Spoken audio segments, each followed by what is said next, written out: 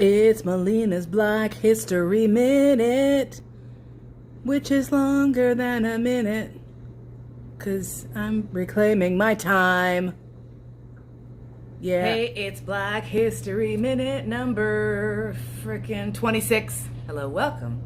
We got Black History flashcards in the house, folks. Thanks to urbanintellectuals.com for their awesome work and for putting all these little snippets and bits and pieces of history together in one place where you can go and have an amazing launch point for your own investigations, which I'm going to insist you're going to have to do today because this dude had so much going on. I read like 5 different sites about him and was still like, I will link one in the comments because I think you're going to want to follow up on Mr. John Horse, or Juan Caballo as he was called because he was working in several different languages. Born 1812, pretty sure. Passed away 1882. Check this dude out. He was a black Seminole leader. So there were many ethnic groups in the southern regions of America, and Seminoles and a lot of African slaves were mixing it up and getting it on in that area. And he was the child of a Seminole man and a woman who was a slave, actually. Now, it's not clear. I couldn't discover if she was his slave because plenty of Indians had plenty of African slaves. That was a thing. So, yeah, it was a thing. He helped renew resistance in the Second Seminole War with 2 dramatic escapes in 1837. One of the escapes was when they were actually sitting down and negotiating with the white folks.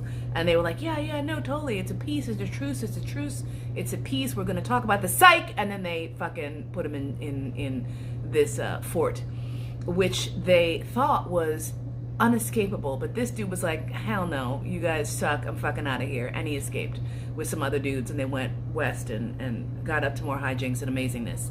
He led the largest mass slave escape in U.S. history from Oklahoma to Mexico between 1849 and 1850.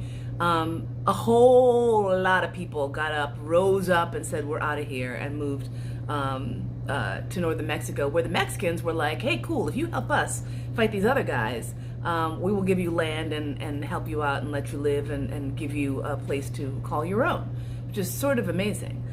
He founded free black settlements in Oklahoma and Mexico, some of which still exist today in terms of places where the indigenous peoples have their own land. Sort of, kind of, we all know how that works out today. But he was instrumental in making sure that that happened at the time and getting folks a place where they could be relatively safe. He secured the communal title for the black Seminoles to their land grant in Mexico, where the descendants still live until this day. So I'm going to put a link in the comments because this gentleman's history is so complex and so rich and so amazing and crosses so many cultural overlaps between the indigenous people, black slaves, freed slaves, white people being just about as terrible as you can imagine throughout this entire endeavor. But John Horse, amazing figure in history. Check him out. And thank you so much for listening. Have a great one. And I'm going to hit this button, I swear. I never hit the button. God.